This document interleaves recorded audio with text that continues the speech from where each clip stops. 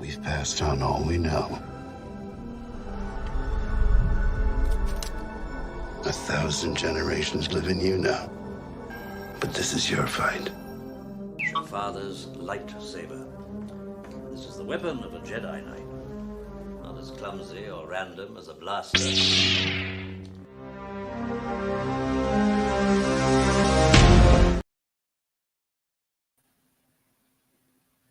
Yo, I brought that down quick because you've all seen that the slideshows that are coming. You know we're here every Sunday, we're every Monday. My name's Ryan Milkey, and welcome to second night in a row and the second movie, Attack of the Clones. Is this a love story in space? It felt like it a little bit, didn't it? But hey, we'll get to it. How you doing, everybody? Let's see what's going on in the chat. So we've got Anthony Blaze, we've got Baby Ice, we've got Anthony Blaze, and we've got Baby Ice. Thank you for being here, people. Please hit the like button. I'm going to bring on my guest, Headless Ned Stark. We're going to be here for an hour. As usual, we're going to review the episode, the movie. We're going to talk about it. I'm sure Headless will have lots of stuff to give me knowledge because, yeah, I'm just watching it as a small-time fan right now, so we're going to get into it. But, yeah. Don't forget, my name's Ryan Milkey. If you haven't subscribed to the channel, please do. We're here every Sunday, Monday, and Tuesday doing Star Wars content and Horseman content. So, yeah, let's hang out. But without further ado, I'm going to bring on my guest, Headless Ned Stark. You will know him. You will love him. See if I've got a little thing I can play. This one, maybe? Wait! Get out of here!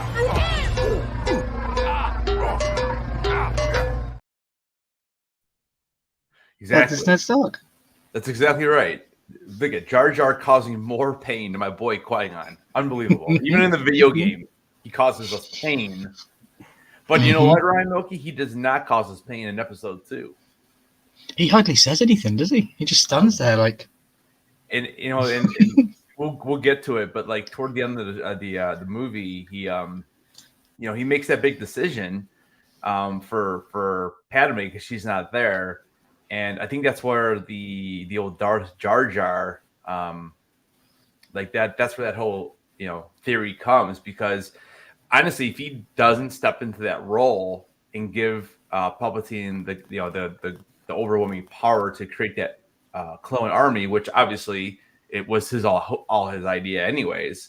Be interesting to see like what would have actually have happened if he didn't vote for him. So. Definitely. But yeah, that's kind of where the theory comes from. Darth Jar Jar, because he's kind of like the he's the one who did that on purpose. So he's like almost like the theory is that he's actually above Palpatine. So he's pulling all the strings. But yeah, that never came to fruition. So it is what it is. Could that still come true? Are they able to do that still? Could they add it in? I mean, they can do whatever they want.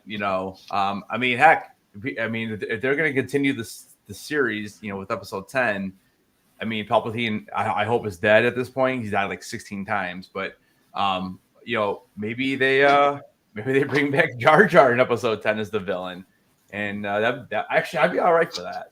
I just want to see a dark Jar Jar then. Like I don't want to see the goofiness. But it's funny watching this through because it's been a hot minute since I watched this movie, and just watching for the comedy versus the one we watched yesterday. Again, dude, like you have the droids already in place. They are. It's funny enough, and even Obi-Wan throws out a couple funny jokes, and Anakin a couple of times throws out a couple of funny jokes. You don't need more than that. Like Jar Jar is just for Phantom Menace, man. It's just so over the top. It totally ruins that movie for me. It really does. I do get you. This movie lives in my brain somewhere because I have so many memories of this movie. I must have seen this one more than any other movie in the Star Wars franchise. I just remember the creatures in the battle arena at the end. Yeah. So yeah, that for some reason that sticks out. But I didn't like Obi-Wan in this movie. I kind of told you that yesterday. I kind of said that, and I'm not a big fan of Anakin in the first half. The second half, after they get to Tatooine, he starts turning a little bit. Because, like, you remember how yesterday I said, we have Anakin in The Phantom Menace as a little kid. He's just, I don't know. He's a slave, and he's owned, and he's just such a go-lucky, happy little kid. And I feel like all of a sudden, like we get right over to this movie, and the very first scene, he's already not wanting to listen to Obi-Wan. Like, where did that come from? Like, this is the stuff that I'm talking about. Like, it doesn't make sense that he goes from this little kid who's like excited and wants to help, and all of a sudden he's like already like just going against Obi-Wan. I understand, like, go against him maybe after the death of his mother. I feel like that should have been earlier in the movie if that's the way they want to portray this older Anakin. Yeah. It is, and even there's a couple scenes early on when he first gets to Naboo with Amidala, and he's like, excuse me, your highness. I'm like, dude, who are you? Like, I don't. It's so weird, and to me, like, why is she even falling in love with this douche? Like, I just feel like that first part half of the movie, it's so just uneven for me. But again, I was arguing, I was shouting at Anakin throughout the episode. I was like, "Don't fall for the bad side. It's because she's wearing provocative clothes every scene that you fall in love with the woman." right? Because I would do the same thing. Yeah, I know. Like the award goes to her because maybe but how many times does she change costume in this entire movie? It's like every scene she's in a different suit. Yeah, it's almost every scene until the very end, and she's in the same outfit for like 45 minutes. I was like, what's going on? She looks amazing, but Yeah. like, what's going on? I was like, no wonder the poor boy fell in love with her. 1 minute she's a hippie, the next minute she's a stripper, the next minute I don't know what was going on. But Baby, I did just say that I didn't like Obi-Wan in this episode. I love Obi-Wan as a character, and I love Ewan McGregor, but in this episode specifically compared to yesterday, there's a big difference in Obi-Wan, and I didn't like him. It's I mean, he gets better after he gets kind of on his own and he gets away. I kind of like him on his own little mission in this movie. But again, this is why I'm saying, like, I feel like when I watch this, I feel like I'm watching two different movies. I got the first half, which I literally can't stand. I don't like it. I don't like the chase scene through Coruscant. I love seeing Coruscant. Don't get me wrong. I love all that. But the chase scene is just weird and just ridiculous. And I don't care if they're Jedis or not. I mean, the dude's jumping out of the car and falling how far and just happens to land right in the car. I mean, it's just ridiculous. And how does a lightsaber not break glass? He stabs through the roof. And the glass is still intact that she's driving, and I'm like, that doesn't make any sense. Yeah, I know. I know. And let's check the chat real quick. Hey Jeremy Knapp, how you doing, buddy? Mr. Crispus says, Ryan, you always wear provocative clothing, so I don't know what you're talking about. True story. Yeah, and Mr. Crispus says he wants to run a mystery box. Cool, dude. Cool. Yeah, just don't go on about it all night, please. That's a thing from last night. Charles is here. What's up? He goes, Misa here. Misa here. Misa have 2 lines in the movie. Baby Ice and Anthony and everybody else here tonight. Thank you very much. Don't forget to hit that like button, guys. So for anybody that hasn't seen the movie or doesn't know what we're talking about, there's a 10-year gap from Phantom Menace to Attack of the Clones. So Anakin's a little bit older. He's a little bit more. Well, I'd say he's a lot more teenage punk kind of rebellious kind of character in this movie. Wants to do his own thing, run around, try and get in trouble, fall in love. But he's going to fall in love when there's the only woman around him that's doing all this stuff. It is literally the only woman, except for Jocasta Nu in the library. Yeah. So all the way through the fight, the chase scene at the beginning, I thought, is that Fennec Shan? Is that Fennec Shan? And it wasn't Fennec Shan. No. Could it have been Fennec Shan though? In storytelling?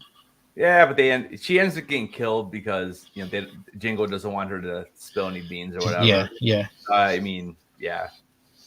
So we don't want to kill off Fennec because she's a good character. Yeah. Like I said, I don't know that it's so uneven for me. The first half of that movie, we start off and they're kind of coming up and meeting her, and so there's an assassin attempt on Padme. And it's almost like a mystery, which, I mean, honestly, is it really a mystery? I mean, there's only so many characters. It would have been cool if they would have brought someone new in, because honestly, like like Gunray, Viceroy, and all of them. I find those characters super annoying. They were annoying a little bit for me in the first one, and then when we saw them again in this one, I'm like, are these guys really still in this thing? Like, I mean, I don't know. Like, how did they never get arrested or anything like that from the first movie? I don't know. It was just, I don't know. It was weird. I wish Dooku would have been in it more. Because I think he's a great character. Yeah, I felt like they literally just ripped the scene straight out of Lord of the Rings and changed the scenery to Star Wars. Like some of the scenes when he's walking out, it just looks like he's in Lord of the Rings. Yeah. But again, that's the connection between the two because I see him as, such an iconic character and stuff. But yeah, so in the storyline, brushing through it a little bit, like Obi-Wan was assigned by the council to go hunt the assassin's killer, which we know is Jango Fett.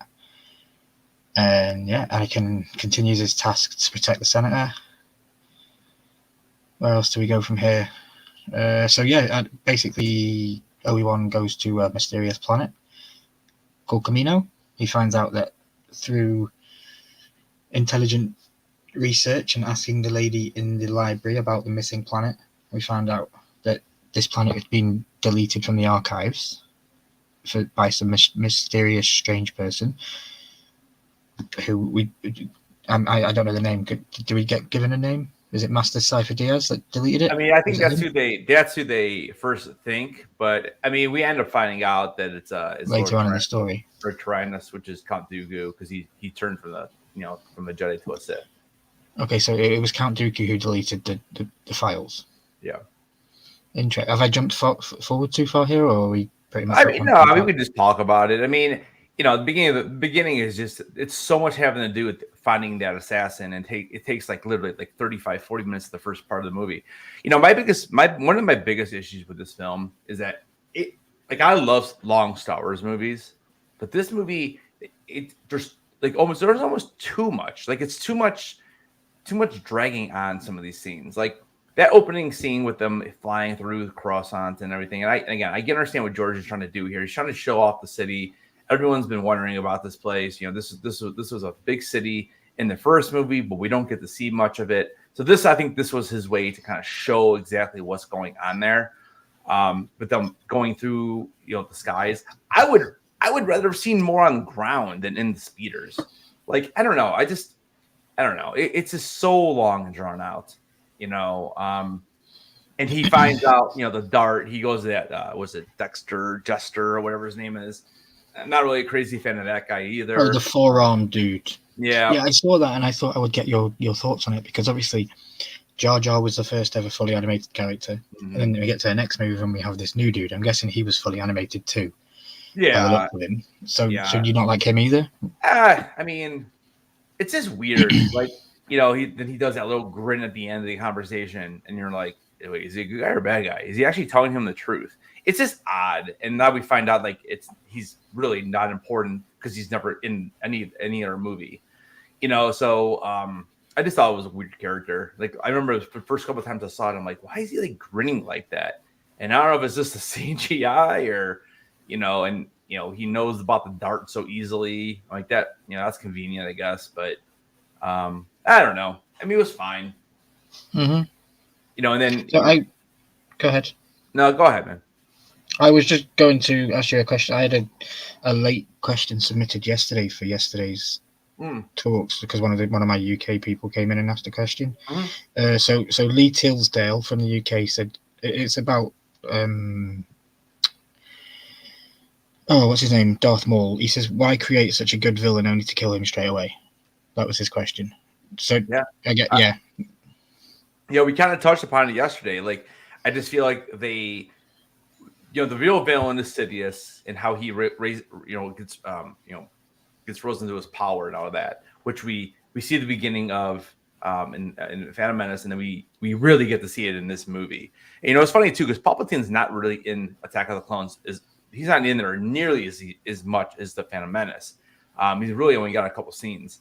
But he talks to Anakin a little bit, and you can kind of see that that little bond that they're growing, because he even makes mention that he believes in Senator Palpatine, and he or Chancellor Palpatine, I guess he is at this point, and he he thinks he's a good guy, and other people are kind of like, is he? But is he really? So it confused me a little bit because you told me that in one of the spin-off shows that they did that he's not dead. He's alive. Who's it? Maul. Yeah. So I mean, I think, how does the Sith Sidious not know that? Because isn't there supposed to only be 2? And now if you throw in Dooku, now there's 3. Well, so we technically still alive. Yeah. So when Maul comes back, it's during the Clone Wars. So I guess it's during the Clone War. So it's in between episode 2 and 3 is when the Clone Wars takes place, the cartoon. So the idea though is that Maul is no longer a Sith. He creates his own underground, something of the Syndicate. Okay. So he does not identify like that anymore. Okay, so he's not a Sith anymore. Yeah, because he actually he actually confronts Sidious at some point as well. Yeah, he confronts him because he wants to kill him. Cool. Well, even more reason for me to watch that show. But yeah, I just had a couple of questions in my head. I was like, I thought there was only supposed to be 2, but technically now there's 3 because he's not dead. Yeah, but yeah, I get it. I can't remember the name. I want to say it's not the Order of the Syndicate. Keep going, and I'm gonna look it up really quick because now it's about no worries. Well, yeah, thank you everybody for being here tonight. I appreciate it. Remember, guys, we are live every Sunday and Monday breaking down Star Wars lore, and don't forget to catch Friday and Saturday because then we'll be doing our favorite quotes from the movies leading up to each one. And I think next week we have, what's the next movie called? Revenge of the Sith. Revenge of the Sith. Yeah, so that's next Sunday. So it's Crimson Dawn, which is it's a criminal syndicate that he creates because he's a member of what's called the Shadow Collective. And then Maul. So what happens is that Maul is employed by the gangster Dryden Voss, which we will actually see in Solo. But yeah, so without giving out too many more spoilers for Solo, but yeah, that's cool. That makes sense. Yeah, I was just a bit confused. Yeah, because like I said, once he comes back, because it's cool because in the Clone Wars we get to see his brother, Maul's brother. It's really good. But yeah, so when he comes back though, he creates his own crime syndicate called Crimson Dawn, and like I said, we get to see some of that stuff in Solo a little bit, which is cool. Cool. I hope that answered Lee's question. I'm sure it did. Thank you, Lee, for submitting that this morning. I appreciate it. Well, yeah, and I mean, to kind of answer his question, I kind of said it yesterday too. I think Maul was created honestly to sell toys, number one, and you need to have somebody with a lightsaber for the dark side, And I just think that because the focus was going to be so much on Sidious moving forward, they just felt like they probably didn't need him to continue. But I think because the fans loved him so much, I think that's why Dave Filoni brought him back in Clone Wars. Mm-hmm. Okay, cool. So yeah, I just roughly mentioned how we had to go to Camino to go visit this droid army that was being built by these creatures on the planet. Do you know the breed of the creature? What are they called? Those aliens? Are they Camino aliens, or do they have a name? Like the tall the guys who run Camino. Yeah, the tall aliens. I don't know if they're just called Caminians. Okay, sorry to put you on the spot. No, you're fine. I can look it up.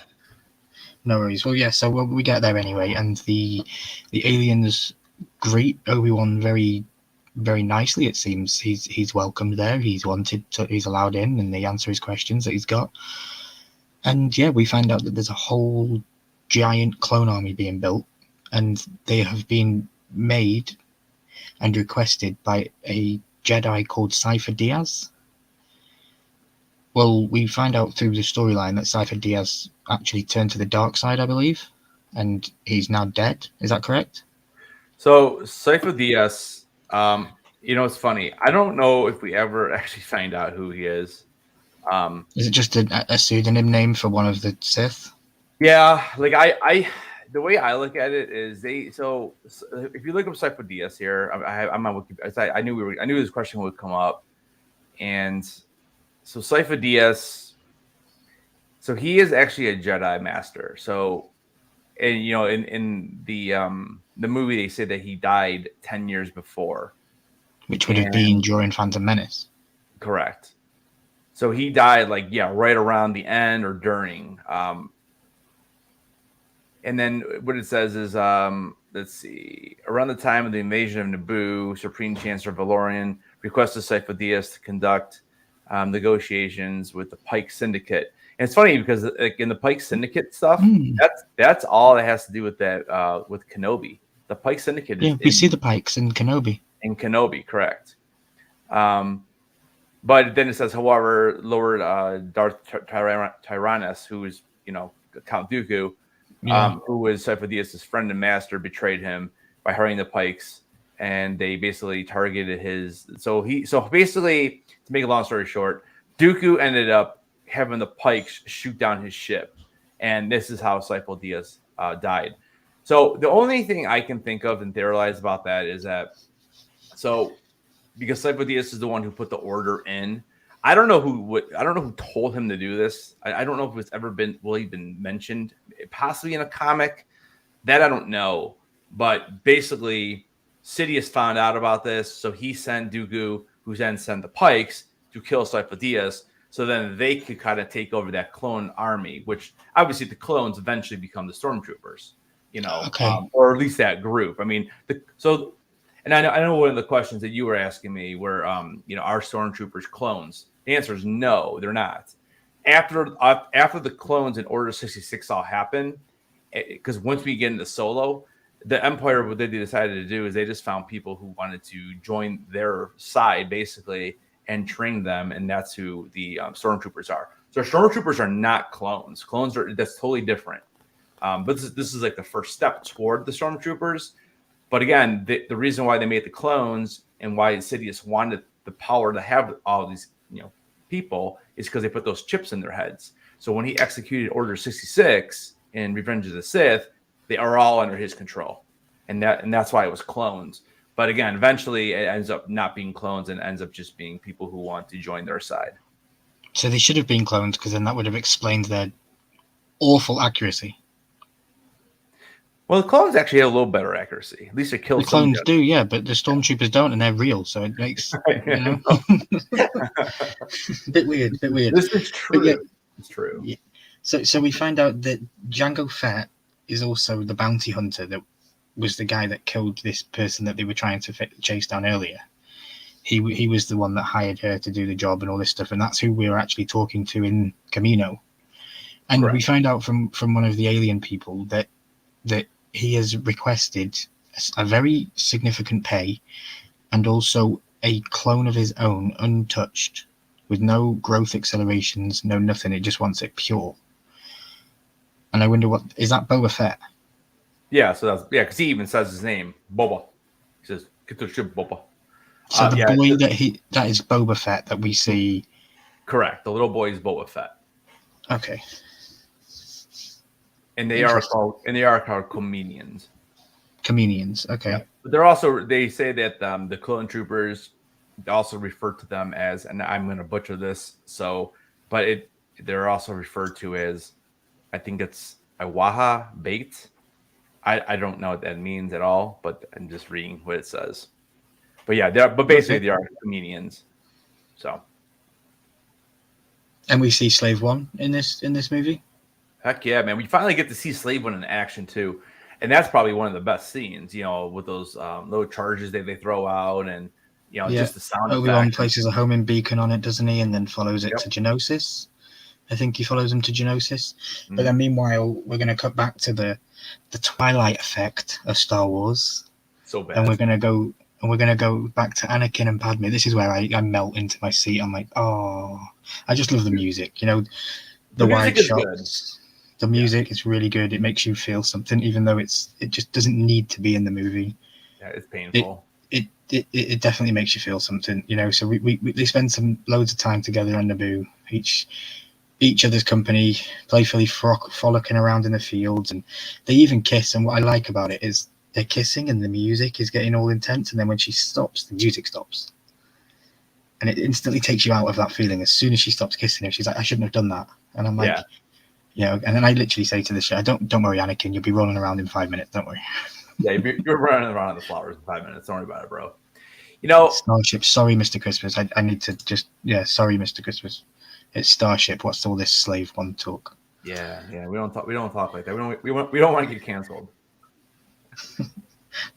I'm gonna say it now. Fuck Disney. I don't care.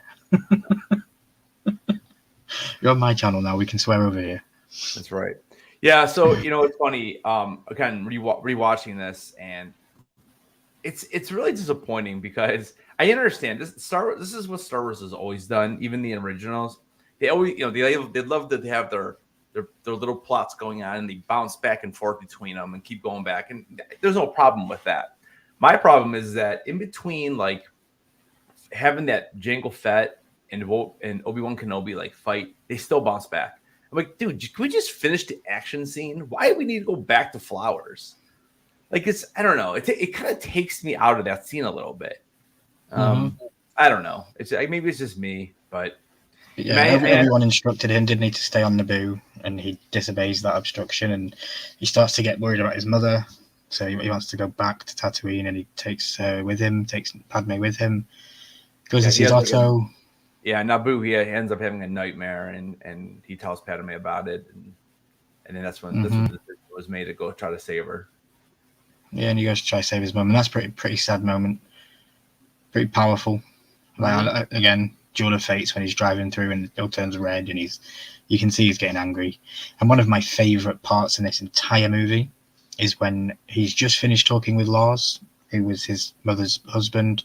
He later tells her that your mother was kidnapped, and can't we believe that she's dead? But she's all the way with the. I don't want to. Is it the Sand People or the Hutt? I can't remember who he says it takes them. Well, the Tusken Raiders. Yeah, that's it. The Tusken Raiders. Yeah.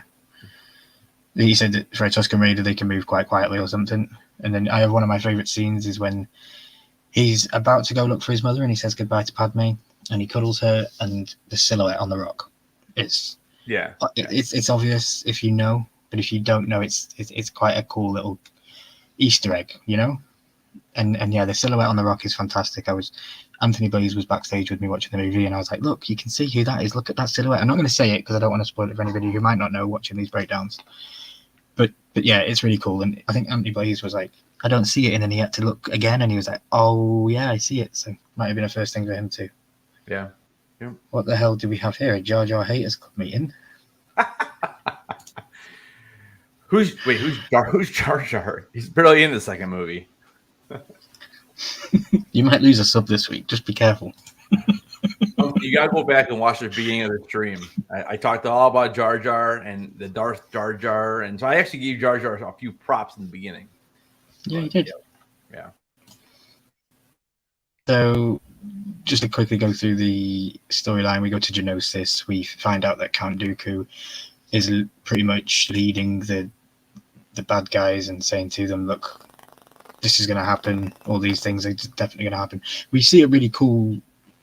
It's not really a flashback; it's a flash forward to the Death Star plans. Yeah, that's correct. Yeah, the Death Star plans is probably mentioned here, which I think is pretty cool. Yeah, I like how they mix that in because obviously they came first. Those movies. Yeah, it's cool because. Yeah. So what do you think about Geonosis and stuff? Mm-hmm. I don't really like that planet. I think it's a little. I mean, the rocky part of it is cool. I know we were talking backstage about the when they all go into the droid factory, where they're creating all the battle droids still. I don't know, man. That whole scene is just weird for me. I don't know. I just not crazy. Do you think they write these scenes with games in mind? Because it's probably a really cool game moment. Yeah, the game it is in the game actually, and it's annoying for me in the game too. I don't know. I don't love Geonosis. Geonosis is one of my least favorite planets. I think that the weird flying things look strange, and I don't get them. It's like a bunch of little Wattos. Like we couldn't come up with something different. That's what they meant. And we kind of spend the rest of the movie here, don't we? To the end, pretty much on this Geonosis planet. Yeah, once Anakin and Padme arrive, yeah.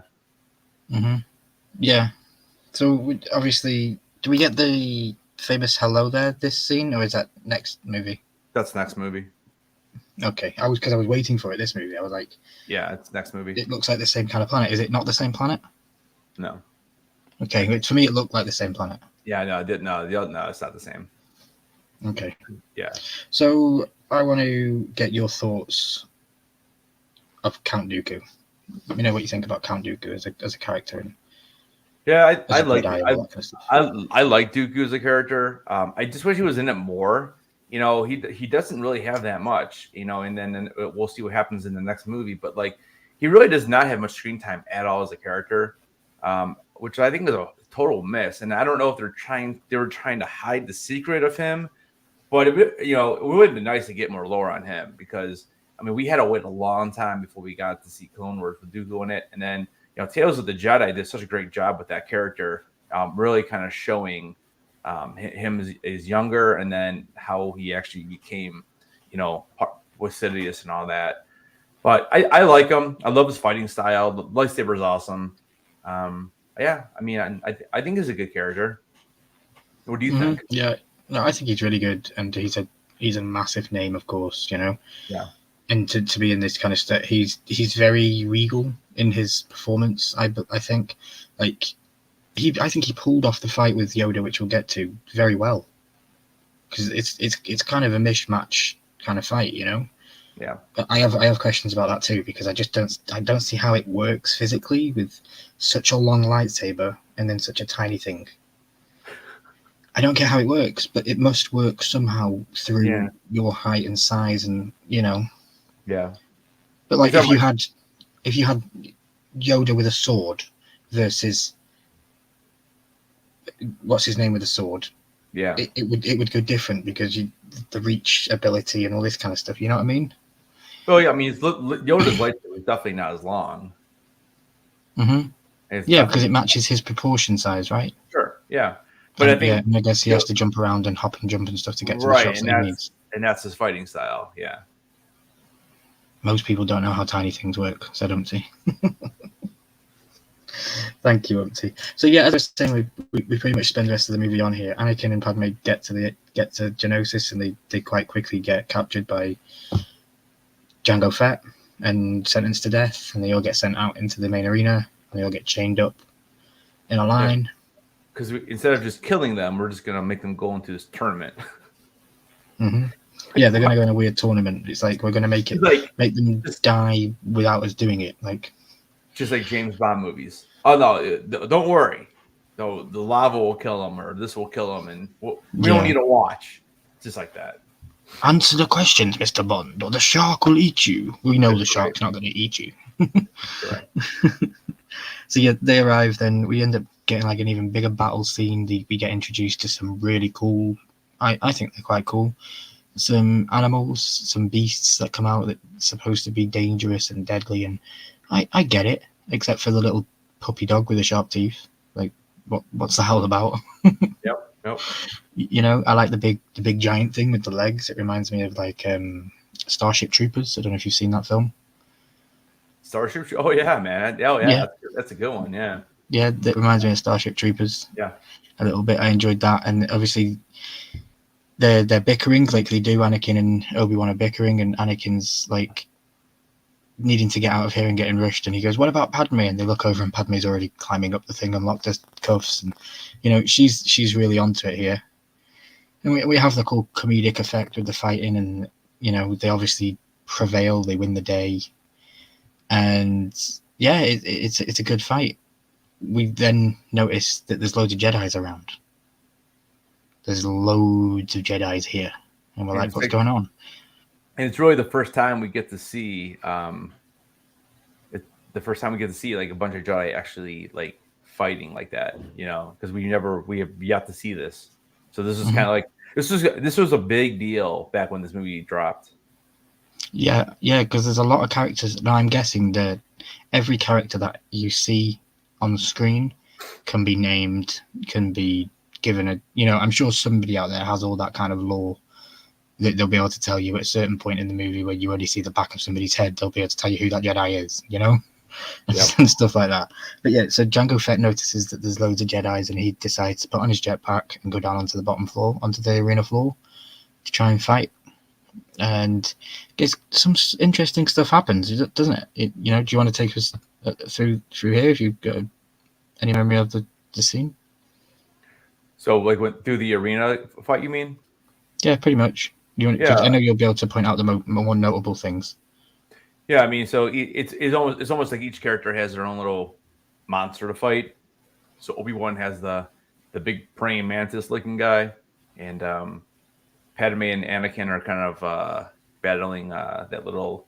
Well, he ends up taming him, which is cool because we don't really see that too much. We see Jedi mind tricks in the old trilogy, but we see Anakin actually use the Force to go into use it with nature and other beings. So he actually tames the one, I don't know what you want to call it, like the rhinoceros dude, the rhinoceros guy, right? So and that's really cool because that leads us back into like the future with Rebels because we see Ezra do that a couple of different times with using the Force to tame creatures, so that's pretty cool. We also see Baby Yoda do it, Grogu do it in Mandalorian. And we have seen Grogu with the worm thing, with that big worm in that first episode. He kind of like calms it down, doesn't he? Yeah, and I mean, even to a point, we kind of see Rey do it in The Rise of Skywalker, kind of. But it's kind of cool because I know that's a big part of the lore now, is that because the Force is supposed to connect all beings. Connect all beings, exactly right. But yeah, so then we see them battling, and then what's really cool is we see the one scene when we're watching Dooku look on, and Gunray is like, oh, can't we just kill her already? I mean, he's basically the one who wants her dead. It was Gunray. So and then we kind of see like the shot like by kind of like waist down. We see obviously we know so Jedi walking, and we finally get to see Mace Windu in action a little bit. Because again, at least Mace Windu does something in this movie. In the first movie, he does nothing. And then, of course, we see the iconic purple lightsaber that I remember when that thing went off, and everyone's like, purple, something different, And it stinks because I remember collecting the toys, and Plo Koon came with a yellow lightsaber. And I thought for sure, I remember in the Phantom Menace toy, he came with the yellow one. I'm like, oh, we got a different color, sweet. Because if you remember, the old Luke Skywalker, and back from A New Hope, from the Tatooine outfit, with a little slider in the arm, you push it up. His original lightsaber was yellow, and people were like, "What? It's not even yellow; it's blue." And he technically doesn't even have it, in that. Well, I guess he does ignite it though with Obi-Wan. Blue. And people are like, "Why is it yellow?" But it was like a big deal back then. I think eventually they did change that to blue. But yeah, anyways, it's interesting that they had Plo Koon come in with a yellow saber, because I thought for sure we were getting that in the movie, and we never did. Because when he ignites, it's just, I think it's yellow, or it might be green. I can't remember now. But yeah, anyway, so we get to see all the Jedi after Mace Windu, and he's like, "This party's over." That was a good line. Yeah, and then then we see Jango. He lost his head, so he did not keep his head on. Jango Fett. Yeah, and I slowed that scene down. You actually do see the head separate the helmet. Yeah, you see a shadow. Yeah, there's definitely a shadow there, because that was always, I remember that always being a big thing on the internet. It's like when Boba picks up the helmet at the end, nothing's no head in there. Yeah. Right, but if you go back, you can actually see the shadow. So so that was kind of, at least that was good editing there, because it wouldn't have made sense if you picked it up and nothing came out.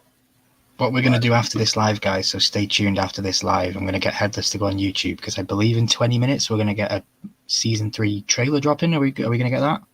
Yeah, we're supposed to be getting that. I'd love to do that live. I was thinking about that too. I don't know when. It's supposed to be during Monday Night Football, the Mandalorian. It's supposed to be at 5 Eastern, right? Or no, 7 Eastern, 8 Eastern today. So yeah, but I don't know if it's supposed to be right away, or they said during the game. I don't know exactly what that means. I I mean, what we could do is let it drop and then pop right back on if you want to, or Sure. I mean, I can get my TV on the game here. The game doesn't start technically it doesn't start at 8:15, I think. So I'm not sure what time it's going to drop, but yeah, I was thinking about that. I was thinking about going live and just we can't do play a quick it. reaction. We can't play it on YouTube. Why can't play it? You can't play it. You won't be able to play the trailer. You'll get copyrighted and it'll probably shut you down. But you can go through still by still. You can kind of scan through it. And you might get away playing a little bit of it, but you got to stop and scroll and talk. I mean so we could try it. We could try it. Yeah, I just wanted to let everybody know to stay with us because we're hopefully going to try and do that. But to continue with the storyline, we have the battle going on. Yeah, so then eventually we got all the droids surrounding the Jedi, and because there's a million droids, and then out of nowhere we get Yoda coming down in the starship. I can't remember the name of those. I think they're called the gunships. I think they're called. And he went to Kamino and picked up all the clones. So they basically saved the day. Yep. And then we get to see the final battle almost because.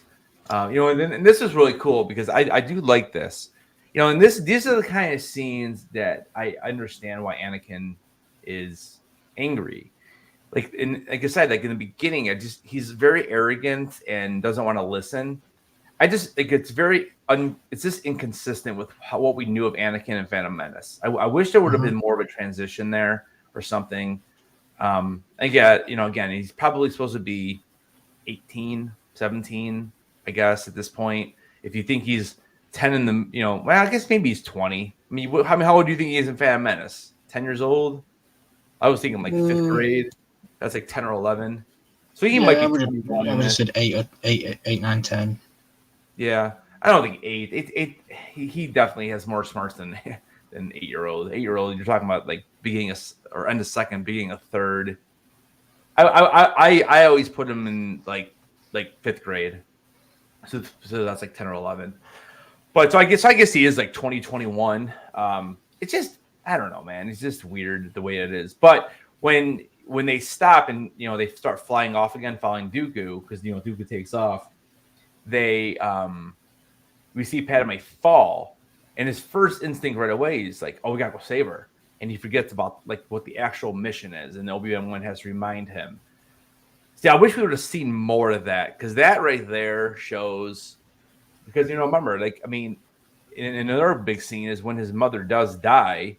He's mad. He's in there talking about how he wants to be the first Jedi to ever be able to save people from dying, and that's right there is like that's the big cue because you can even hear it in the music that they kind of turn to the Darth Vader music a little bit in there. And so I wish we would have seen more of that throughout the movie to kind of really push toward, Revenge of the Sith when we we really do get to see him turn. But all this talk about droids and Dookie makes me want to go to the bathroom, says Umpty. So Dooku escapes. Dooku attempts to escape. But Obi-Wan and Anakin obviously track him down to the secret hangar. They engage in combat with him, but unfortunately they're no match for Dooku's new revealed mastery of the dark side and his lightsaber combat style. So yeah, we find out that he's part of the dark side and he has the old electricity hands. For probably the first time we see them used in this in this series, whole movie thing. I think it's pretty cool. It's not overplayed. It's very subtle. He's just does it instantly, like when Palpatine does it, it's very much overplayed, like the whole whereas Dooku doesn't do that. He just flicks his wrist. Yeah, I mean, I know that we have that like really, really good clip. Oh yeah, it really that focuses in on Emperor Palpatine because it's I am a Jedi. Like my father before me. So be it, Jedi.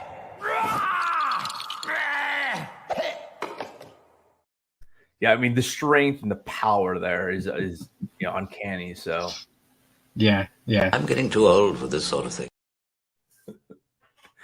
But yeah, so we finally get this, and it's cool because we get to see Anakin, and we finally got the Funko Pop of Anakin, with the one blue and one green lightsaber. What I want to know is when did Obi-Wan get his lightsaber back?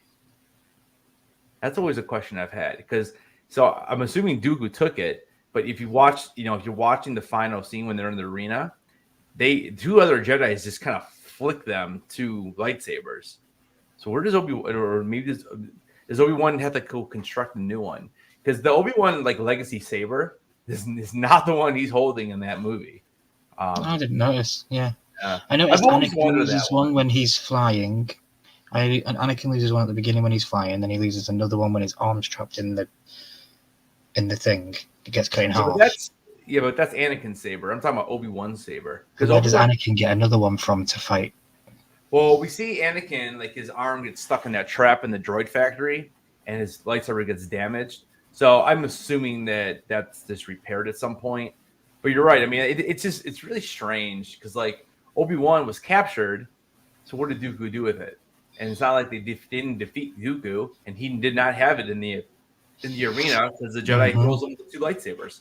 So the lightsabers we're using at the end of the movie aren't even technically theirs. So in the fight, it looks like Dooku's winning, right?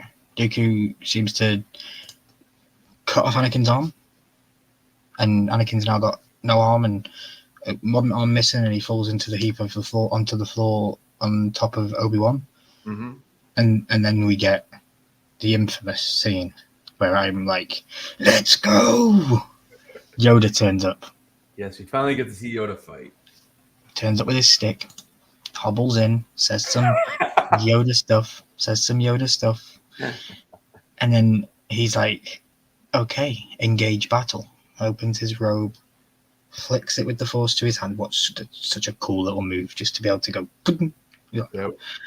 And then it's a tiny little lightsaber, and I laugh my head off because I'm like, "Oh." But then I don't know what happens. He just gets like, it's like when his lightsaber goes up, he gets charged with energy, and he turns into a super duper badass bouncing ball of energy, and it's just amazing. And one of the funniest things ever is when he finishes the fight, he goes back to his stick and hobbles. Yeah, I'm like, so is the hobble put on? Oh, I think so. Yeah, it's got to be just an old man thing, or is it that when he's using the Force to fight, he's channeling more energy? I think it's just I think it's just fake. I mean, okay. So I have another question for you regarding Yoda.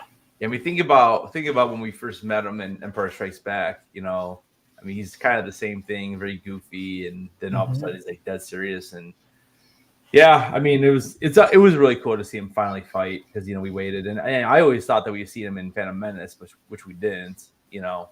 But. So I have a question for you regarding a scene that Yoda is involved in, which for me makes no sense whatsoever. Okay. Dooku puts him in a predicament, and Dooku escapes, okay? Because he crushes the base of the metal thing, and the metal thing starts to tilt towards Anakin and towards Obi-Wan. And in the meantime, Yoda's distracted and has to hold this with the Force to stop it from crushing them. Yeah. My question to you is, would it not have been easier to just Force push Anakin and Obi out of the way than holding a metal thing up? I don't know. I don't understand it. In that situation, why would you hold the metal thing instead of just Force pushing two humans, which is a lot lighter than the metal thing?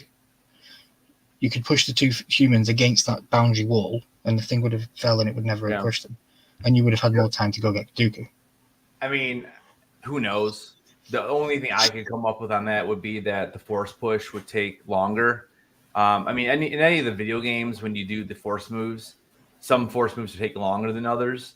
So is it easier to just go ahead and stopping something from falling, or actually literally, get the motion to push them? That's the only thing I can think of. But yeah, I mean, I know what you're saying. But I guess that would be my answer, is that maybe, it would take longer to do that than just reach out and hold something. Yeah. And then pretty much the end of the story, isn't it? Then we see Anakin he flies away on his sailor. Yeah, Anakin gets a metal arm. He flies away on his sailor to Coruscant, and he meets with the Master Sidious, who is pleased that the war has begun as planned. The Jedi Temple, Obi-Wan, Mace, and Yoda pondered Dooku's warning that Darth Sidious is controlling the Senate.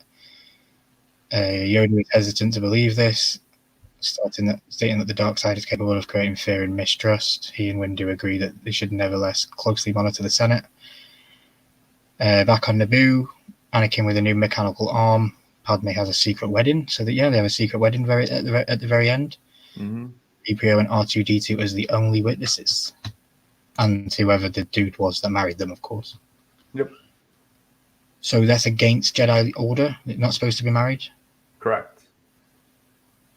How did you feel about this? How did you feel about that at the end of this movie? The ending? Yeah, how did you feel to the ending? Yeah, I mean, it was fine. I mean, we kind of knew it was that was eventually was going to happen. I guess we technically did not know that Anakin and her were going to get married, so that was something that was interesting to see at the end. Because, but it is interesting because, Obi-Wan warns him about all that. And then like later in the timeline, and not to give away spoilers for the Clone Wars again, but Obi-Wan actually develops a relationship with a female as well. I think he doesn't act on it, but you can tell. Again, I don't want to do spoilers on Clone Wars, but it's just interesting. He makes those comments, and we see him. He does form a relationship. Apparently, E.T. is a member of the Senate. I missed this. Yes, E.T. is a member of the Senate, and I've dug deep into this, and I believe it is just a it's just a little Easter egg. The species. It's for Steven Spielberg. Yeah. Okay. It definitely looks like E.T. I mean, obviously it's not E.T., but yeah, I know what he's talking about. Okay. It's when Jar Jar is granting him the power. I mean, if you scroll really slowly, you might be able to find that, but. Okay, and I think I read somewhere that in this theater release at the very end, you don't see the touching of the robot hand with Padme, and then on the digital release you do. Is that true? Is that correct? I don't think so. I read that somewhere that there was a digital release and a theater release, and the theater release didn't have that scene where she holds the robotic hand, but then in the digital release it does. Because I watched it and it had the handheld at the end. So. It's a very, very weird question to ask, but yeah, is that true or is that not true? I don't know. Okay. I don't ever remember watching it without that, but again, we're talking 20 years ago, more than 20 years ago. Cool. So that's basically the end of the quick breakdown of the episode. I'm going to give you a couple of I got a couple of questions to put onto my Instagram today. Again, we are going to try and do it. Yeah, I have a vice versa. Yeah, but I know that I think you were having an issue with getting it, understanding it or something, so I just put it up this week anyway. Well, no, I did put it up. I just don't think I tagged you correctly in it, but I did. I do have some questions. Cool. Well, I have one from Pops and Props. Least favorite part of the movie. Pops and Props is Patrick from Canada. Least favorite part. So that's going to be the whole lovey-dovey thing for me. Yeah, it's a little too over the top, and I really do hate the whole beginning. The whole assassination attempt and the traveling and the following and the chasing through Coruscant. Although I love seeing Coruscant, it's so long and drawn out and too many ridiculous things that happen. Like, I don't know. Like I get George is just trying to show off the technology at that point, but for me, it's probably that opening. It just they could have made this movie 20 minutes less, and it's 2 hours and 20 minutes, and I was shocked that it was 2 hours 20 minutes. It could have been 2 hours. Yeah, it's a long movie, and for a movie where there's not a ton of action, I don't find a chase scene all that exciting because we see it in almost every friggin' movie. So for me, it's just so drawn out. The thing with the centipedes, that's weird. Like, it's just another attempt. Like, we get it. Like, she's trying to be killed. We get it. So I just thought that whole opening sequence, which is like over 20 minutes long, could have been condensed down to like 6 or 7 minutes. We get what's going on. We see the explosion at the very beginning of the movie, so we understand. And now we're trying to figure out who's trying to do this. But so yeah, I don't know. I just don't like it. Apologize for not having your name on the screen this whole time. That's right. Bad of me. So we're going to flip that around. Baby Alice 9119 says, "What's your favorite part of the movie?" just because we just had least favorite, so it makes sense to do the favorite part. Favorite part Yeah. of the movie. So my favorite part of the movie is probably I mean, it's hard. Again, it's hard to say not the battle at the end because you get to see Yoda in there, and you finally get to see Anakin really, fight with lightsabers. Because I mean, yeah, we see him ignite them and do all that kind of stuff with the Sand People and all that. But I said beside the end duels, I really like the information given about the clones. Like, so not that the Camino scenes are the best, because unfortunately they're cut up so much with the lovey-dovey stuff. Again, it takes me out of that. But I do like that. I do love seeing Slave One. Now it stinks because Slave One is going against Obi-Wan Kenobi, so we know he wasn't going to die. It'd be really nice to like see Slave One like really whoop some ass, And we do get to see him finally in Mandalorian and even Book of Boba Fett a little bit. Because again, like in the original trilogy, we don't ever really see Slave One do much. It just kind of flies away and follow the Millennium Falcon. That's all it really does. So it is cool. It is cool to see that in action. And I do love when those seismic charges come out, and the sound and the look and just everything with that. So that's probably my favorite scene though, is that little part with the Obi-Wan and Cool. Slave One. So For me, it would have to be the seeds that are planted and start to blossom for the dark side of Anakin. Mm-hmm. I just love like the one thing when he's talking about I could bring back the dead and you can just hear the anger. And then of course when we get to next week's, I can't wait for Sunday because Sunday's probably my favorite movie in this entire franchise. So I'm super hyped for Sunday because they are some of my favorite memorable scenes. So just the whole turning of Anakin in this second movie is probably my favorite part. And Rico interviews. Was it better than the Disney trilogy? So that's 7, 8, and 9 is the question. Was it better than 7, 8, and 9? Is that right? Is it? So are we talking about the prequels or like what do you want to say? How do you want us to answer that? Like just this movie, is it better than all three of the prequel movies? Or are all the prequels better than the sequels? It's two different questions. Let us know, and we'll definitely answer it for you. I actually have a question here. So the question comes from Anthony Blaze. He asks, who actually is Anakin's father? So it's funny, in the original, in the Phantom Menace, they do mention this, and they say that Shmi can't. She doesn't know how she got pregnant. It just happens. And because of that, that's why Qui-Gon Jinn decides to go ahead and actually get the midichlorians, the count, because he doesn't understand. He doesn't understand that part. We fast forward 19 years and all that, and all these movies later. So the Anakin's father is the Emperor, is basically what canon now says.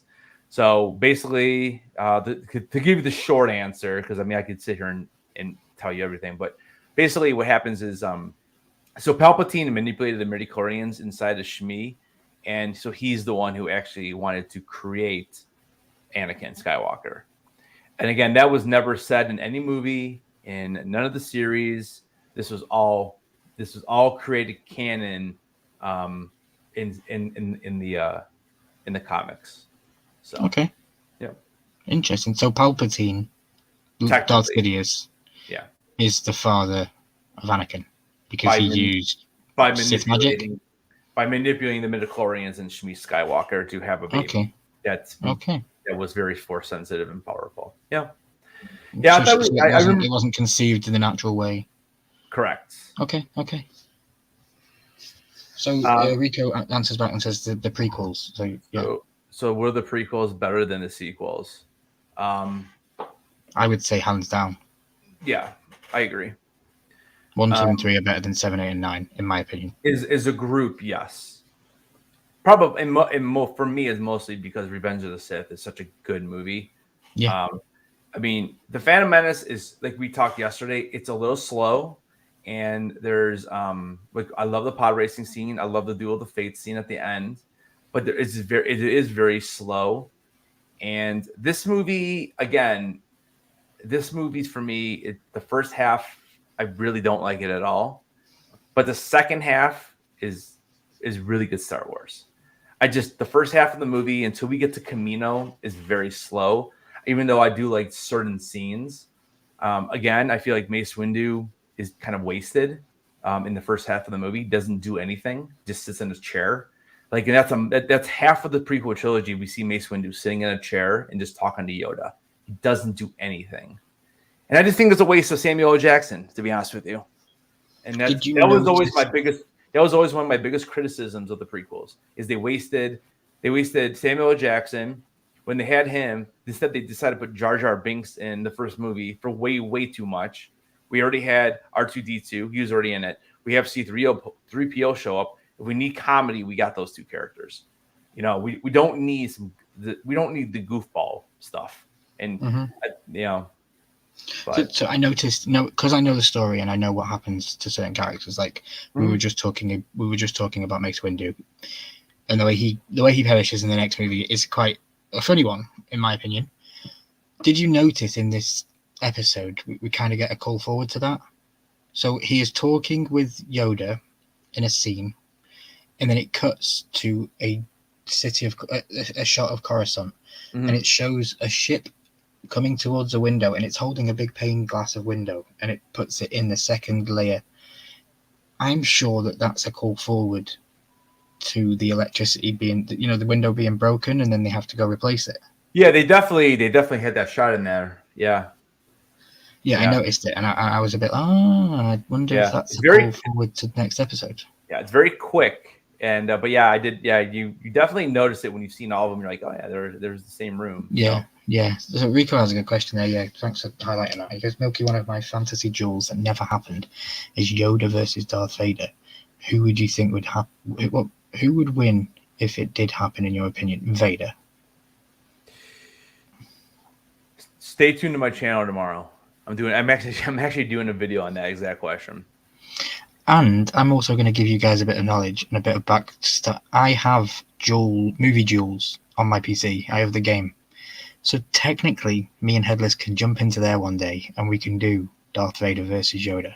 You can do any duel you want on any planet. Any duel and any planet on any movie scene. So we can go and fight in Dagobah. We can go and fight wherever you want.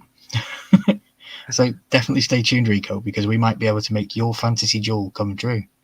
Might not be the right way for you, because I might be a better lightsaber duelist than Headless on the PC, because if you go on his channel, he's actually done it in real life, and there's a video on his channel where he was actually dueling, which is pretty cool. So Rico, I'm doing a little video on a couple theories on Star Wars tomorrow. I mean, my personal opinion, it's tough, man.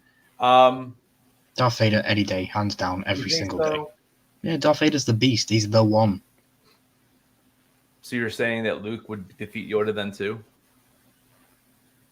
Yeah, I suppose.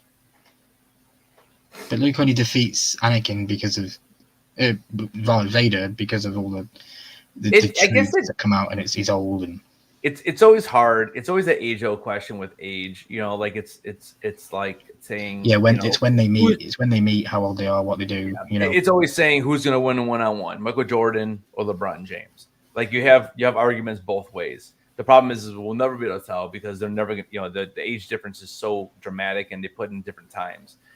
We're seeing Yoda, 34. It is funny though. This is only really 20 to 30 years before he actually dies, when you think about it. Spoiler alert.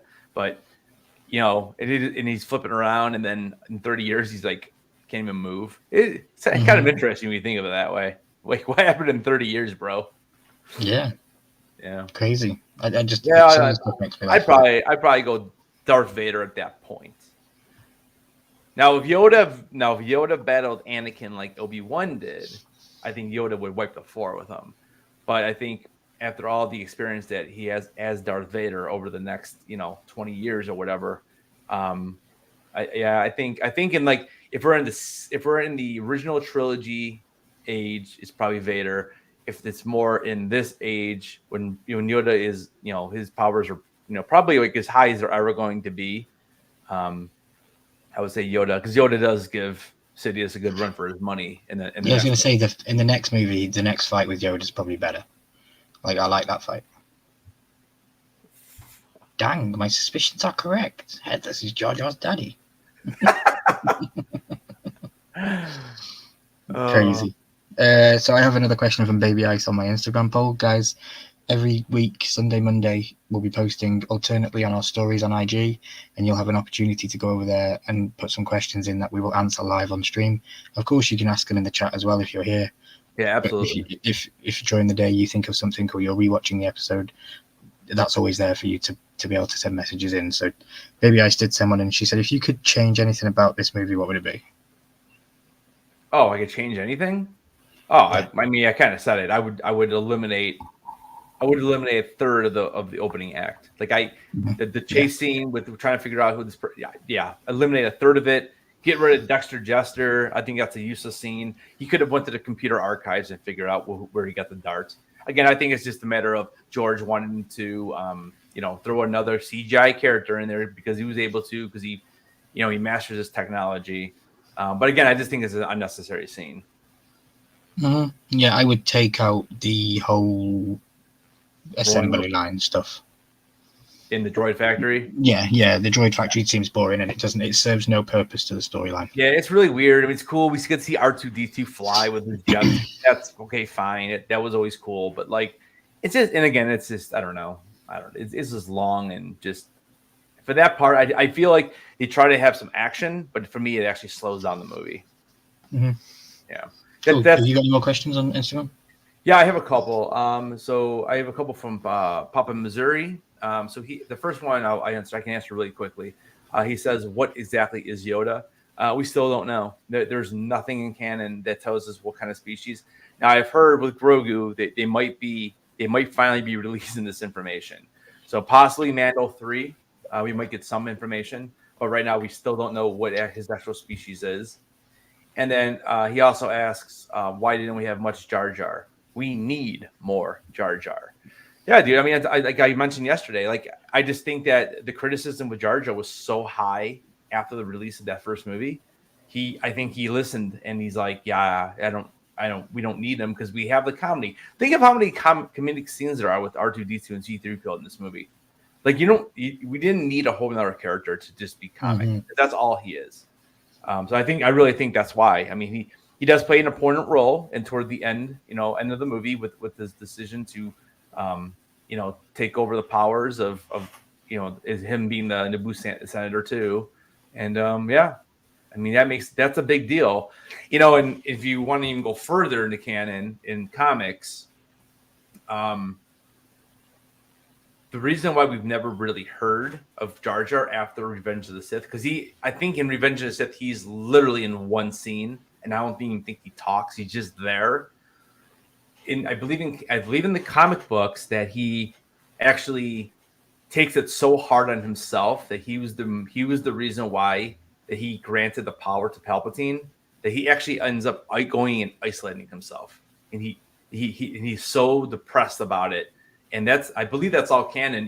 It's either comics or one of the books.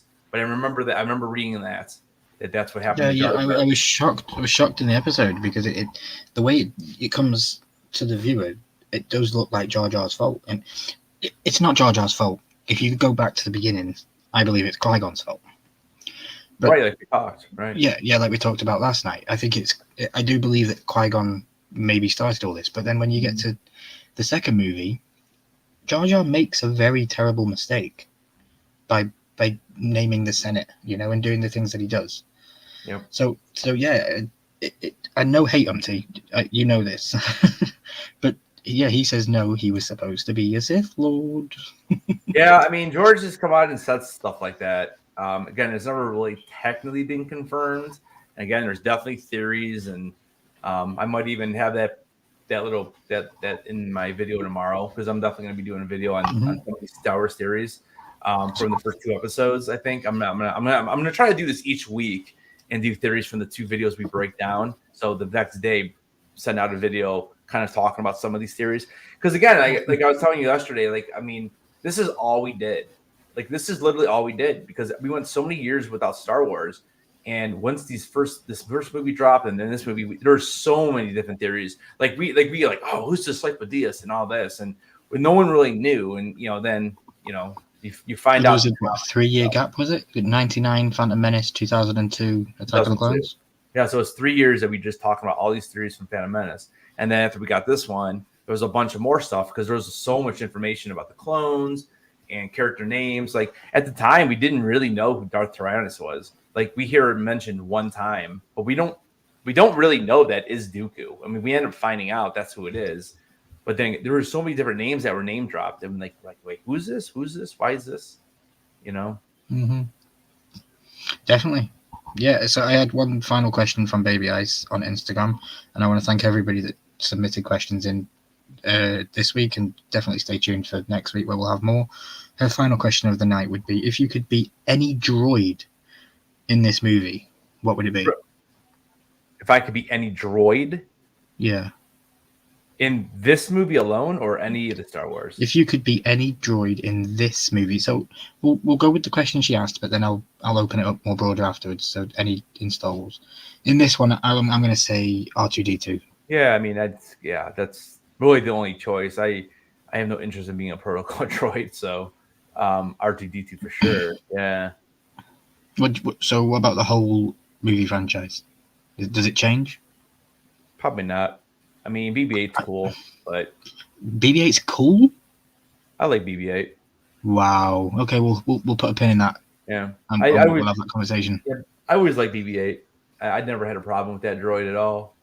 Just made. I think it was made for kids. Made for kids' toys. Well, yeah, probably, but still, BB-8's probably still one of the better characters in the sequel trilogy.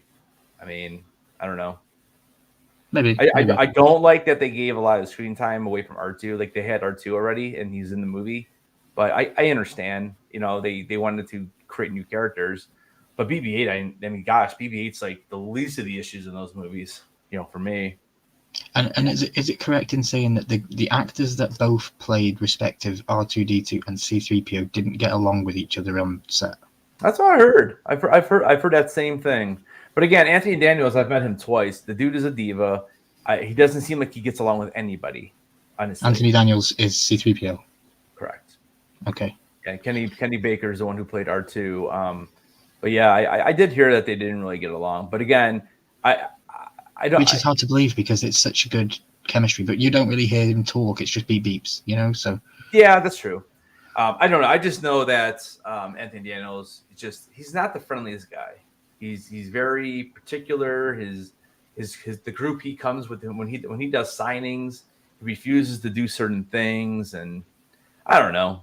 Whatever. I mean, strange. If it wasn't for fans, that's what these actors got to remember too. Like, because I've met so many people, and most actors are very appreciative of their fans, and at least it seems like that when I talk to them. And Anthony Daniels is very just I don't know. Yeah. Like the last time I met him was back in last April. It was him and Ian McDermott shared like their own private room at this con. And Ian McDermott is awesome. Just dude's he'll just keep talking to you. He'll do whatever you want. Like he'll do anything you want on his autographs. Anthony Daniels like so specific, won't do any quotes, nothing. And he's charging just about the same much money. And he's probably the one guy that has the most lines in the entire franchise. Yeah. And it's just I would say so, Yeah, he just won't do it. Did you like the silver aspect of him in this episode? Yeah, it's cool. Gold in the movies, and he's because then we'll see him more gold in the next movie, so you can kind of see the transition, of C-3PO. Yeah. So at least he had casing, so it kind of showed that the Lars, obviously continue to work on him, whatever. He was in the Clone Wars, but remember, Clone Wars is between episode 2 and 3. So when he leaves, it's after the fall of Anakin. So it's kind of like at the end of the movie, this is when he kind of becomes a destitute basically. I have two more quick questions. Go for it. So one of them is actually from you, and so I wanted to touch on this. You had asked if Grogu is alive during this time period. So I believe because we see the younglings, we see the younglings. Yeah, and that just made me think of. Yeah, and again, we don't really know yet. I think the rumor or the theory is right now that he's going to end up being a Yingling, and then during Order 66, somebody rescued him. Because again, at this time he's probably around, I guess, 20 years old. I mean, because like Mandalorian's about 30 years after or so, 25, 30 years after. So the idea is that someone had rescued him. So we're not really sure who. A big rumor is Jocasta Nu, who is the older lady in the library that that Obi-Wan talks to, because we don't ever really see her. We don't see her get killed or anything. So that's one of the rumors that we find her. I know I saw another rumor saying that it was something with Reva, which I hope they got it now. I just hope they kill Reva as soon as they can. I hate that character. Well, Reva's unkillable because she's already been stabbed twice, where Qui-Gon got stabbed and Qui-Gon died and didn't come back. But yeah, I mean, so he would be alive right now. It just we don't quite know where he is. So, and I have another question from Baby Ice. Actually, she's asking if you could have a lightsaber, what color would you have? So, what do you think? What color would you have? Good question.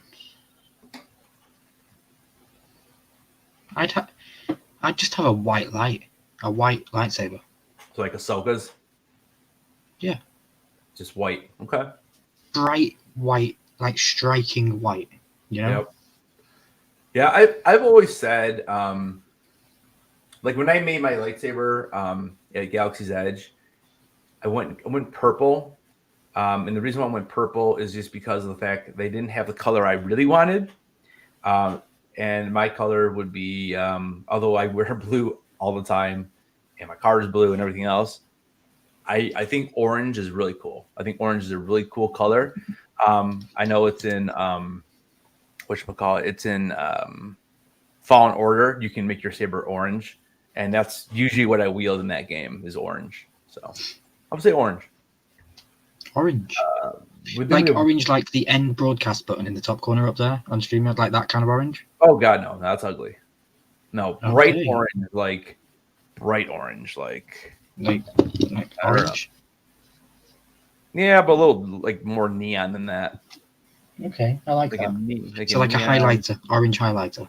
Yeah, maybe. Yeah, just a tad darker, but yeah, like a nice little orange. I don't think I can. My orange on my lights won't come through very well. But what about the orange on the back of your chair? Yeah. Whoops. Which is actually red, but it does look more orange in the camera, but a little lighter than that, a little more neon colored. But that's like our little Bitmoji guys. I'll give you a job. Make me want the orange lightsaber. That's your job. Okay, that's easy. That's easy. That's easy. All right. Yeah, that's super easy. Yeah, what's up, Big Easy? He popped in and said, "Beam me up, Vader." So I greeted him with my Vader. I have one last. You say you have no more questions, correct? I'm done with questions. Yeah, I appreciate it. I have one last question. This question is so when we're on Tatooine, we see this with when he brings back Shmi, and the question is, why are there 3 headstones? So there's a couple different answers for this. I don't think technically we actually know, but because they're not there in the original trilogy. They are not. And there's a theory on that as well.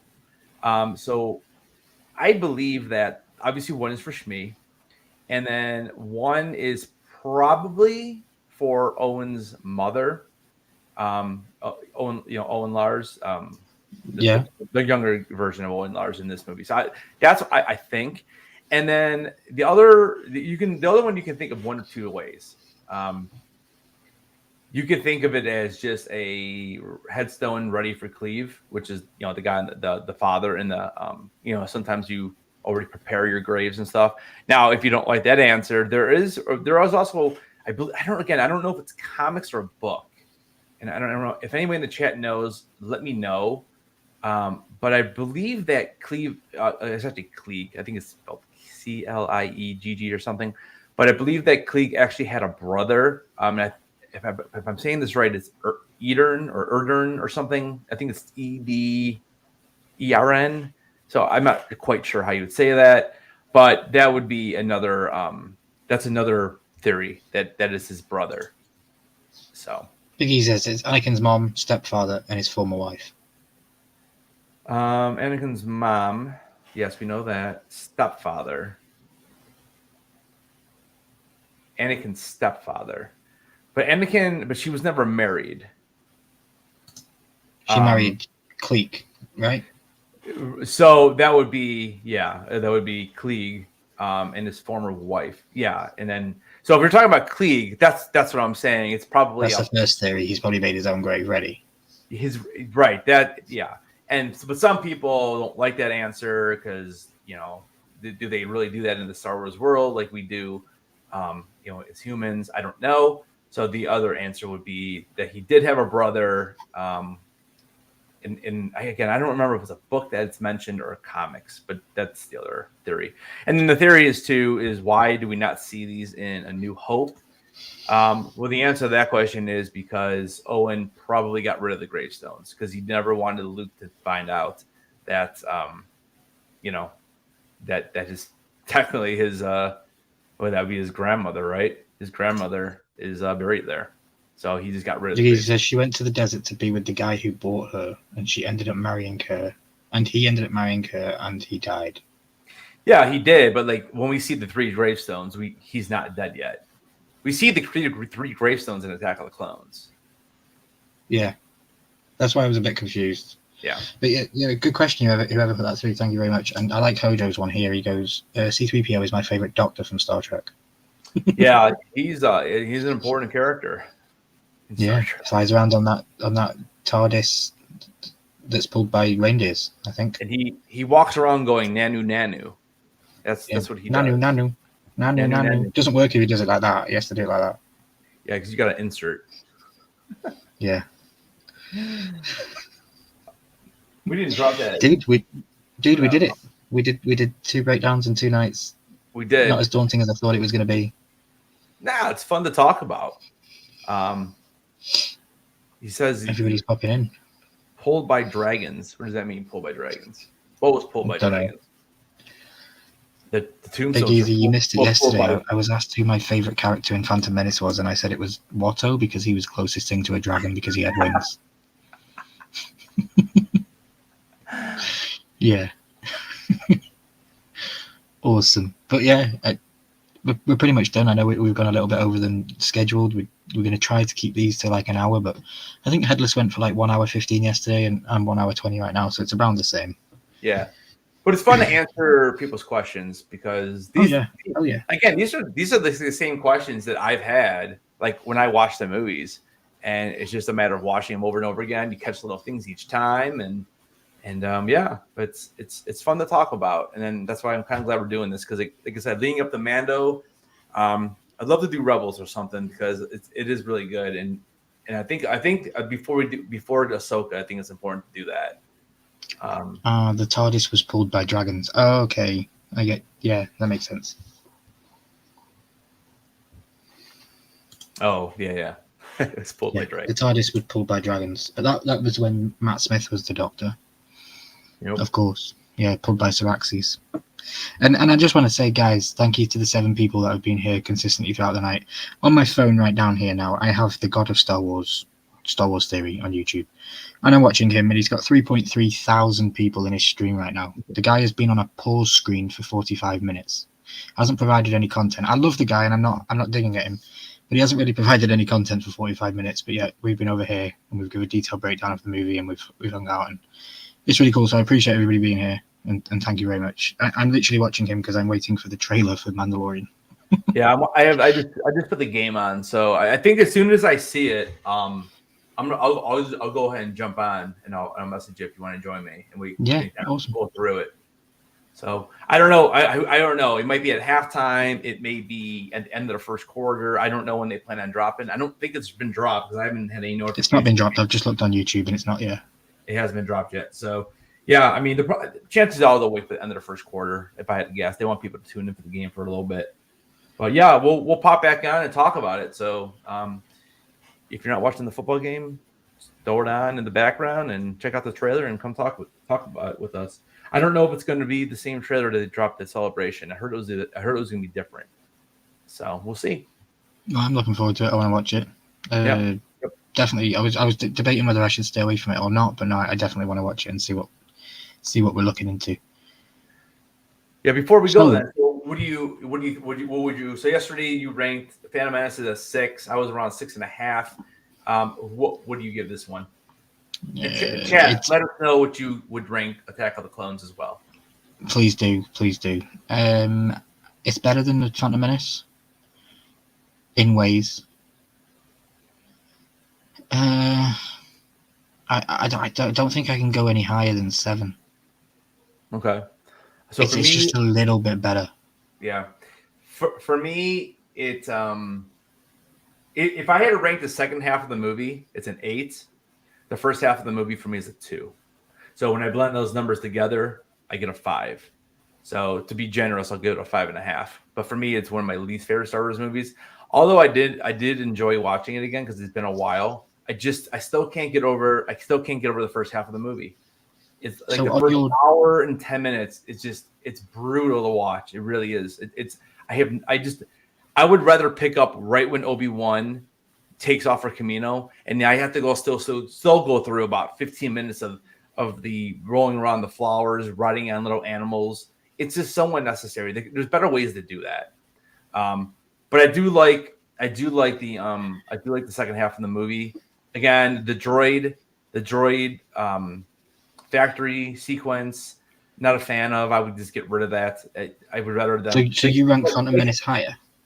I do. Wow. And the reason why is because Darth Maul, although we don't get him a lot, but honestly, the reason why is because of Palpatine. Palpatine is what, for me, is like one of my favorite characters, and Ian McDiarmid does such a great job in that movie, and that's really why. Jar Jar is what brings that score down for me. That's the thing that drives me crazy. Besides Jar Jar, I don't really have an issue. I actually enjoy watching that movie. It's the Jar Jar stuff, which brings that score down. But yeah, this to me is like one of my least favorite Star Wars movies. And I almost wish I could take parts of Phantom Menace and the second half of this movie, put them together, and make one 3-hour movie and cut out the rest. And that would be a hell of an edit. That would be a hell of an edit. Jojo agrees, yeah.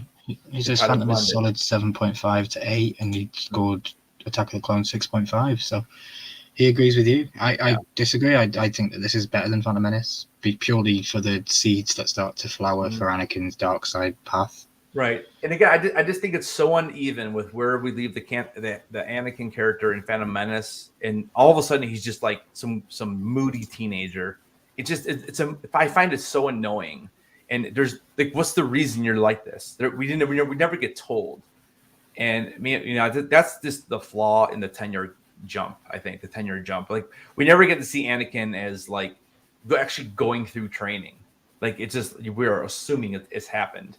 And this is Hayden Christensen's first film in the franchise. Correct. And again, is this his biggest movie in his career? Was this his first ever? I think so. Was he before Star Wars? I mean, I'm trying to think what other movies he's been in. He was in that movie Jumper. Was he in Jumper? He was in Jumper, yeah. That came out right after Revenge of the Sith. Yeah. But besides that, like I don't really know. Like what else has he been in? I don't know. I don't know. I would have to look it up. Okay. Well, we're just coming on to the hour-and-a-half mark, so I think we're pretty much solid there. Yeah. I want to thank you for your time today and for hanging out and doing these movies. What you got coming up this week? Anything planned? Yeah, tomorrow I'll be dropping a video with theories on episodes 1 and 2. Probably going live here in a few minutes. So if you don't have the notifications turned on, make sure you do that. You can find me on Instagram, YouTube, Twitter, all that good stuff. Headless Not Stark. And I'm going to be doing an unboxing video on Wednesday. I finally got my snowsuit Black Widow Marbles hot toy, 3 years in the making. So I'll be interested to see if this is going to be as good as I think it is. So those are the 2 videos, and then Friday for sure we'll do the quote video for the next movie that I'll be hosting, and that will be Revenge of the Sith. And then I will I will get it right this week, and I will do Solo. I can't do Solo if I've never seen it. How am I going to pick my quotes? That's a good point. Well, so can I not just stick to what I'm doing and just should I just do? Unless you watch Solo before Friday, then you could. Good point. Yeah, I probably can do that. So yeah, yeah. I'll if you watch Solo and the next actually before Saturday, because you wouldn't drop that video to Saturday anyways. So even if you watch it Friday or something, and then do you bring your computer to your friend's house or no? No, but I didn't. I made the Phantom Menace one on my phone. So okay. I mean, if you could watch it, just watch it Thursday or something. Thursday, there's not much going on YouTube. Yeah, I'm sure I will. But so yeah, cool. Yeah, and one of these days this week, I'm going to stream The Last of Us. I was going to do it last night. It was so late, and I don't know. I just couldn't do it. So I'm definitely going to stream that. I would just want to say hands down that The Last of Us will go down in history as the best game to TV show ever made. I sat back last night and I watched one of the Easter egg shows, and it brought back so much stuff. Literally, that first episode is scene by scene from the game. Yeah. Some of the things that are said, some of the things that you see, it's unbelievable. And yeah, last night was a bit, my mind was clouded because I was trying to think back to when I played it. And you've got to remember there's 2 games. And I'm gelling The Last of Us Part 2 and The Last of Us Part 1 together in my mind, and I'm getting stuck with things. But yeah, the first one was fantastic. And I think I heard that they are actually currently trying to make The Last of Us 3. They're trying to make a third one. So I don't know. It'd be interesting to see how fast that game comes out, though, because if you figure if season 1 is the first game, season 2 is the second game. So we're probably about 4 years away from so if the game comes out in the next year and a half or so, they could probably adapt that into a season 3. I don't want them to do a 3 because the way 2 ends. It's perfect. Number 2 has the perfect ending for a video game. Does it? Okay. It doesn't need. Oh, we'll see. Yeah, we'll see. I mean, you know how it is. When things sell, they'll keep going. Yeah, and if this gets massive acclaims like I think it's going to get the show, then they probably could warrant bringing a third game. But yeah, it was good. But yeah, I want to thank everybody that's been here. There's only 3 people left. I know that people have probably jumped out now because they realised we were breaking it down. Catch me tomorrow on The Horseman. Randy from Mystery Madness Collectibles. I think it's his turn to host, so he will be hosting. I know he said in this year of 2023 that he wanted to do more hosting on live streams and stuff, and we have The Horseman. And stay tuned because there could be some changes with The Horseman, not within the group itself, but just be aware of some changes that might be happening, like the name, for example. Stick around. And all I'm going to say is, people, read descriptions. My name has been Ryan. I've been hanging out with one of my awesome friends and my co-host, Headless Ned Stark. I want to make sure that you guys don't forget to keep those heads on. And always stay milky. Exactly. And then I'm going to go click over here, a couple of clicks, and I think we can play one of these funny little quips. So maybe we could go with this one.